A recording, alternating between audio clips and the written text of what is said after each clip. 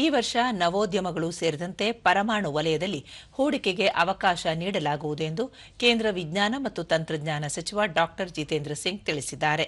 ಹೈದರಾಬಾದ್ನಲ್ಲಿ ನಿನ್ನೆ ಇದೇ ಮೊದಲ ಬಾರಿಗೆ ಆಯೋಜಿಸಿದ್ದ ಸಿಎಸ್ಐಆರ್ ನವೋದ್ಯಮ ಸಮ್ಮೇಳನ ಉದ್ಘಾಟಿಸಿ ಅವರು ದೇಶದ ವಿವಿಧ ಸಂಶೋಧನಾ ಸಂಸ್ಥೆಗಳ ನಡುವೆ ಹಾಗೂ ವಿಜ್ಞಾನ ಮತ್ತು ತಂತ್ರಜ್ಞಾನ ಸಚಿವಾಲಯದೊಳಗೆ ಹೆಚ್ಚಿನ ಸಮನ್ವಯತೆಯ ಅಗತ್ಯವಿದೆ. ಸಾಮಾನ್ಯ ಜನರಿಗೆ ಪ್ರಯೋಜನವಾಗುವಂತೆ ಸಂಶೋಧನೆಯ ಫಲವನ್ನು ತರುವ ಸಮಗ್ರ ವಿಧಾನದ ಅಗತ್ಯವಿದೆ ಎಂದು ಪ್ರತಿಪಾದಿಸಿದರು. ಮಾಹಿತಿಯ ಯುಗದಲ್ಲಿ ಸಂಶೋಧನಾ ಸಂಸ್ಥೆಗಳಲ್ಲಿ ಹೂಡಿಕೆ ಮಾಡಲು ಖಾಸಗಿ ವಲಯಕ್ಕೂ ಅವಕಾಶ ನೀಡಬೇಕು. ದೇಶದ ಆರ್ಥಿಕ ಬೆಳವಣಿಗೆ ವೇಗಗೊಳಿಸಲು ಮತ್ತು ಭಾರತವು ವಿಶ್ವದ 3ನೇ ಅತಿದೊಡ್ಡ ಆರ್ಥಿಕತೆ ಆಗುವ ಗುರಿ ಸಾಧಿಸಲು ನವೋದ್ಯಮಗಳ ಮೇಲೆ ಕೇಂದ್ರೀಕರಿಸಬೇಕು ಎಂದು ಸಚಿವ ಡಾ ಜಿತೇಂದ್ರ ಸಿಂಗ್ ಹೇಳಿದರು.